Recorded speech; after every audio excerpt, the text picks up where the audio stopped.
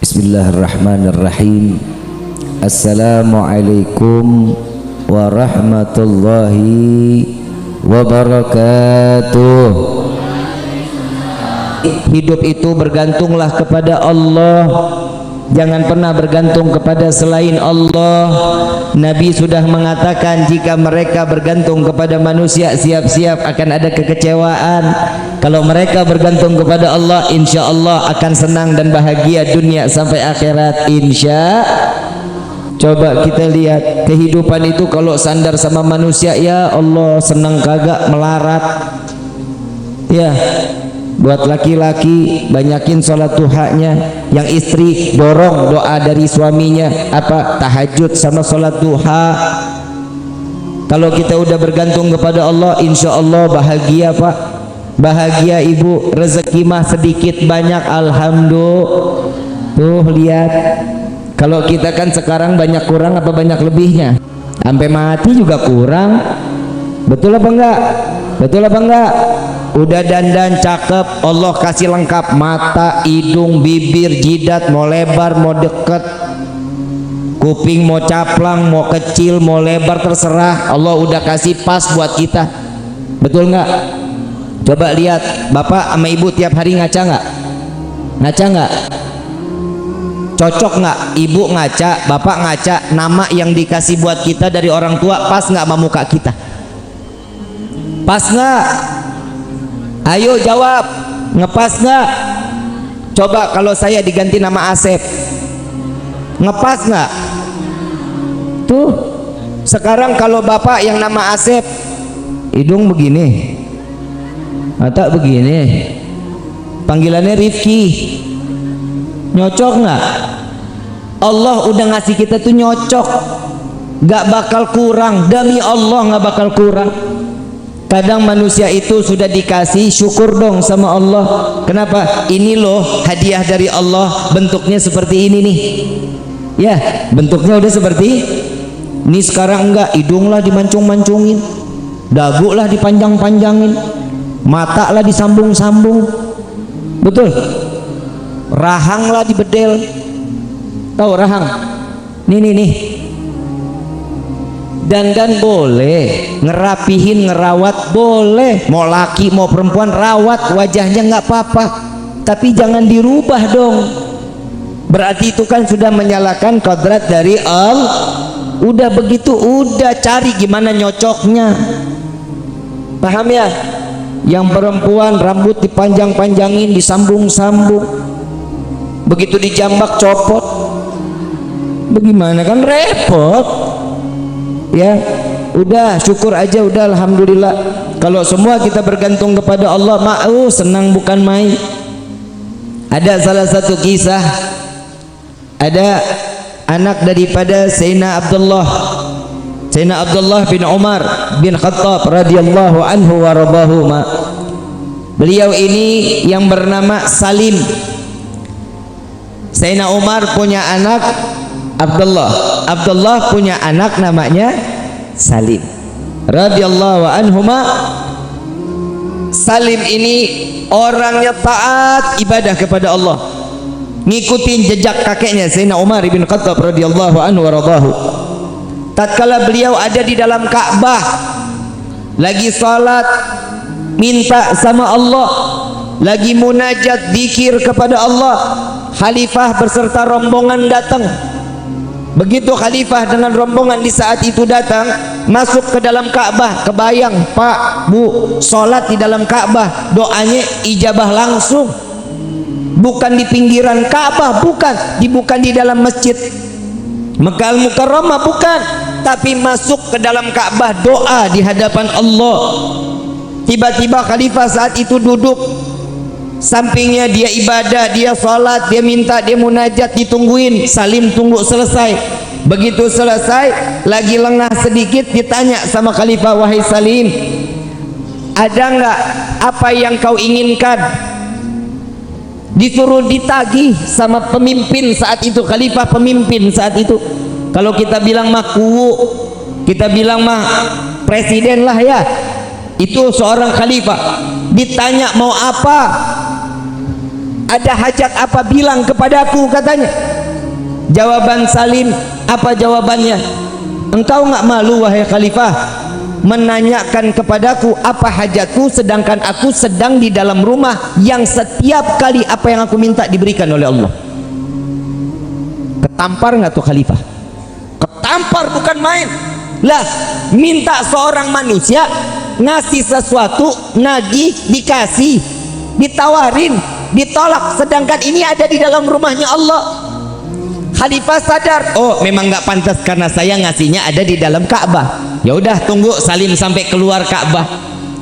Begitu Salim keluar Ka'bah, dikejar sama khalifah. Wahai Salim, minta kepada kami, apa hajatmu? Minta kepadaku, katanya.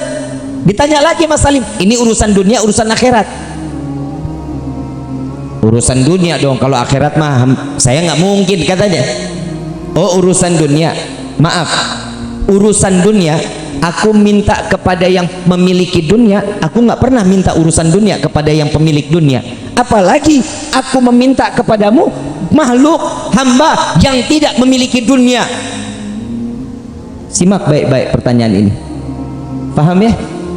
Kalau dia Salim tidak pernah meminta kepada Allah urusan dunia, bagaimana seorang Salim meminta urusan dunia kepada hamba yang bukan memiliki dunia?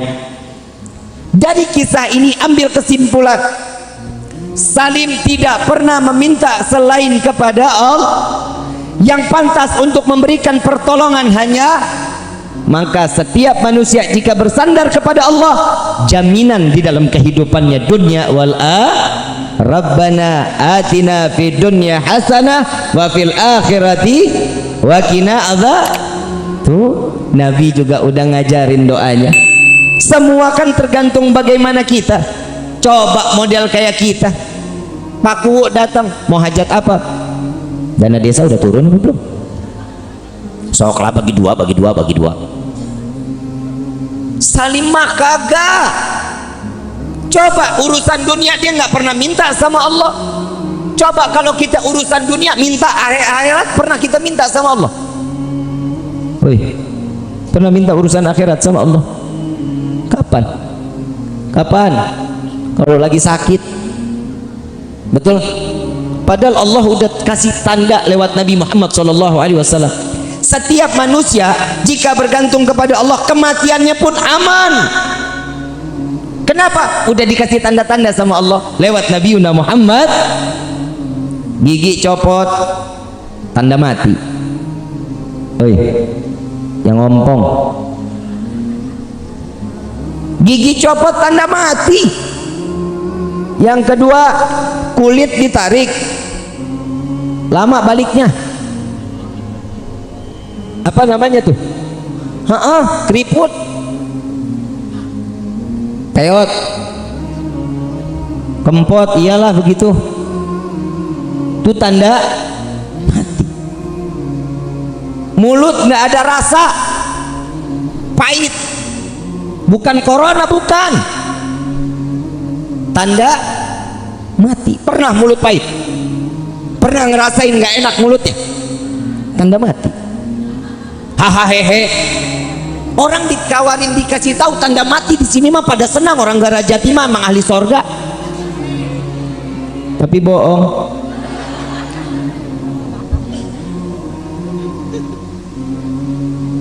Numbu uban, tanda mati.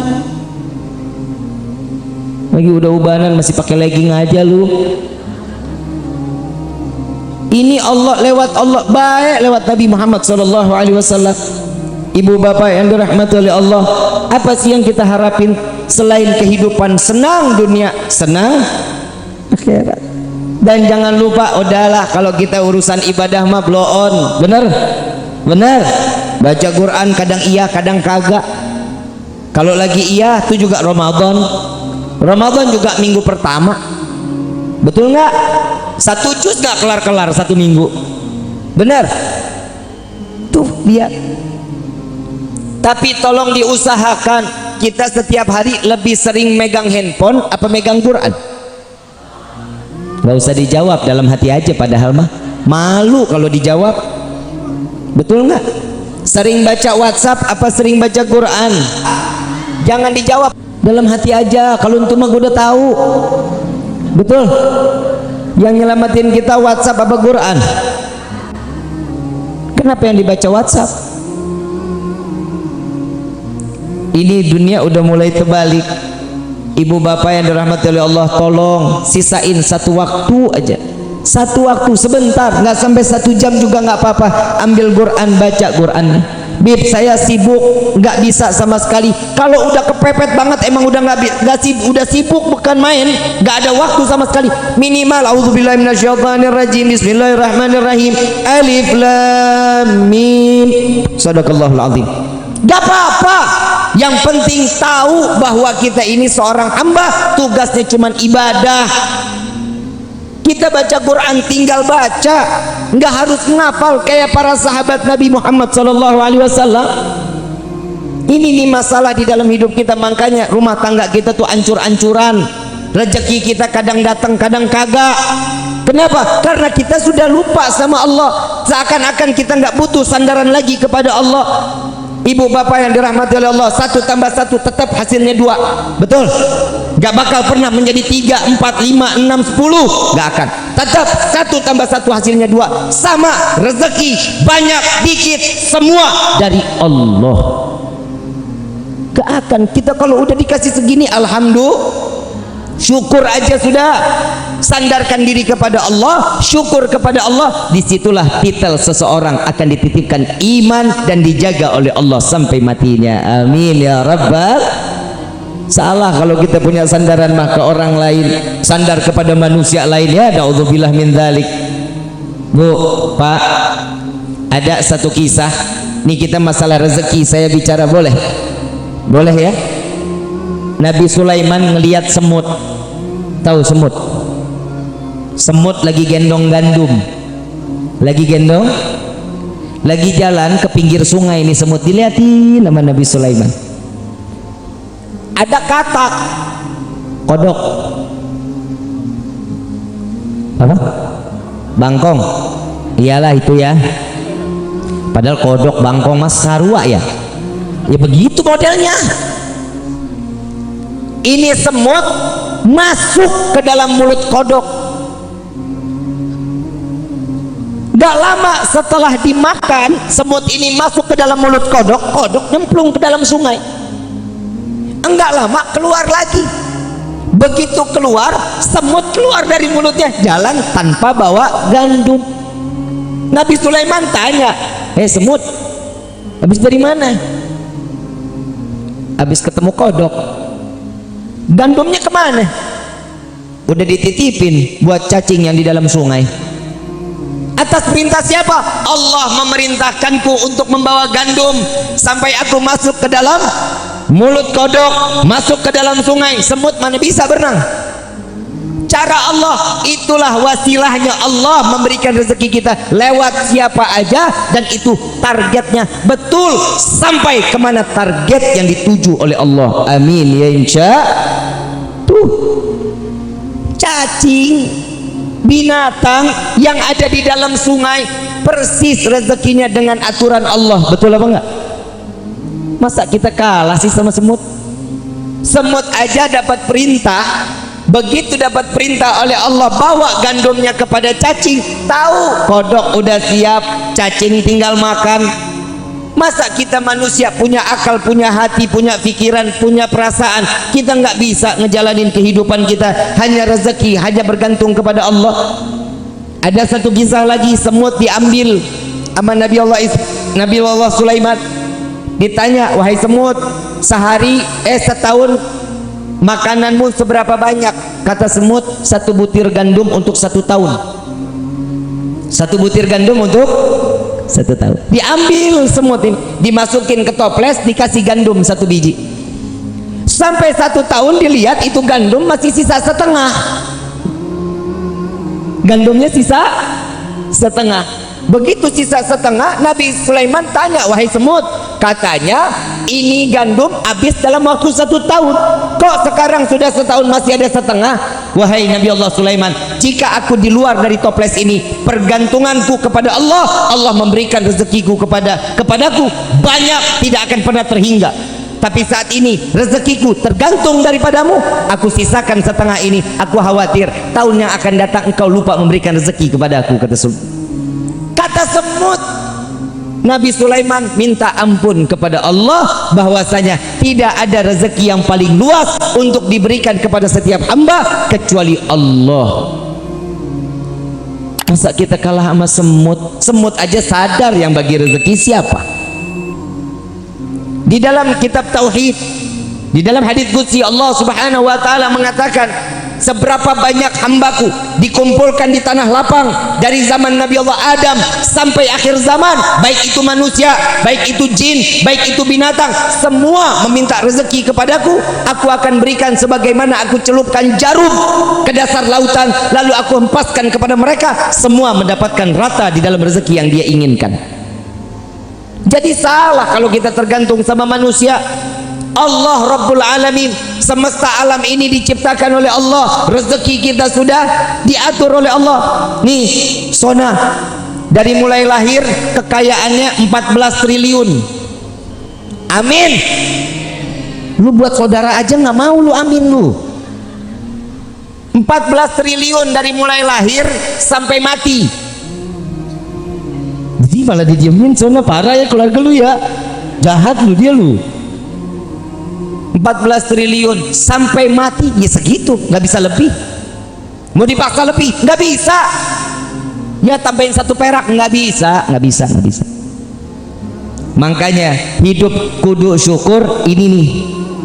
Kalau dapat sedikit alhamdulillah, dapat banyak alhamdulillah. Dan jangan lupa setiap rezeki yang diberikan kepada kita ada rezeki orang lain dari tangan tuh. Berbagi sedekah, banyakin sedekah. Mau kaya sedekah, bukan judi online. Ada yang ngomong sama saya Pak di TikTok, Habib, saya main judi slot, judi online, pakai foto ulama boleh apa enggak? Saya jawab, ya jangan dong, masa pakai foto ulama? Dia kirimin, ternyata foto gua yang dipakai. La ilaha illallah. Lah kan jadi fitnah ini. Habib Rifki main judi slot katanya. Maksudnya apa? Dipakai foto saya, jangan dong. Bukan biar kena terus bisa berkah rezekinya ya. Haram ya haram. Judi nggak ada yang ngejanjiin jadi kaya, nggak ada. Judi nggak bakal bisa ngebuat kita jadi kaya, nggak bakalan. Sekali kena ya 2, 3, 4 miskinkan oleh Allah. Na'udzubillahi min. Nah tuh hati-hati ya. Yang jelas saya udah nyampein yang judi haram, betul insya Allah kita nggak bakal ngejalanin lagi lah. Udahlah main ngecak nomor apa namanya, togel nomor, dicakin lah. Masa gara-gara nomor dapat duit? Tuh hati-hati ya, jangan. Udah rezeki pasrahin sama Allah. Mau kaya udah ada jalannya. Sholat duha 2, 4, 6, 8, 10, 12 tuh jalanin. Selesai lihat doanya, ya Allah jika ada rezeki yang kami yang dari atas turunkan, yang jauh, yang di bawah tanah keluarkan. Ini loh minta kita paksa Allah untuk memberikan rezeki buat kita. Bib, saya sudah baca Waqiah, udah. Saya sholat duha, udah. Baca surat Ibrahim. Begitu baca surat Ibrahim, minta munajat kepada Allah biar dikasih keberkahan dalam rezeki. Setelah itu baca apa? Gak datang juga rezeki. Baca surat Hajj, minta sama Allah biar diberkahin lagi rezeki kita untuk bisa menjalankan ibadah umrah dan haji. Amin. Masih enggak juga, baca surat Tanah. Lah emang gue salah? Baca surat Tanah juga, rezeki pasti bakal datang. Lah itu kan wasilah, betul, wasilahnya. Tapi yang pertama ikhtiar. Tawakal kita boleh. Tahu nggak sih Bu, Pak, ikhtiar ini kan kita wajib, betul. selain kita hanya kepada Allah. Ikhtiar itu diperlukan di dalam hidup kita. Contoh, bapak ibu punya motor, ya, motornya nggak dikunci, kuncinya ditempel, paham ya? Kuncinya ditempel, ditinggal, udah saya tawakal kepada Allah. Itu namanya tolol. Begitu keluar hilang. Emang Allah tugasnya jagain motor lu? Lah, ikhtiar taruh motor depan rumah, kunci setang, pasang gembok, kalau hilang ya takdir. Kenapa? Itulah gunanya ikhtiar. Semua tawakal lagi kepada Allah. Sama nih, hati-hati ya Bu Pak, nih kadang kita suka kafir tanpa sepengetahuan. Bapak ibu pernah sakit, cuman garap minum obat, obat disanjung-sanjung luar biasa. Kemarin nih, lu tahu nggak, kepala gue sakit banget sampai pengen pecah, hanya minum obat ini, wah sehat gua. Nah itu kafir tuh. Hati-hati, yang ngasih penyakit siapa? Yang nyembuhin siapa? Jangan lupa baca alhamdulillah. Saya kemarin sakit kepala, begitu saya minum obat ini, alhamdulillah sembuh. Bawa tetap nama Allah. Nggak ada obat nyembuhin kita, itu wasilah, paham ya? Jangan semua udah nih berkat ini berkat, nggak ada begitu. Semua Allah yang punya aturan. Allah yang kasih penyakit, Allah yang angkat penyakit kita. Kalau Allah kasih penyakit buat kita, sabar. Kenapa? Karena di situ Allah pengen nguras dosa kita. Amin. Bukan disuruh lagi. Ibu bapak yang dirahmati oleh Allah, kalau sudah sandaran kita kepada Allah, yakin kita kepada Allah, maka pertolongan Allah akan tetap datang kepada kita, insya Allah.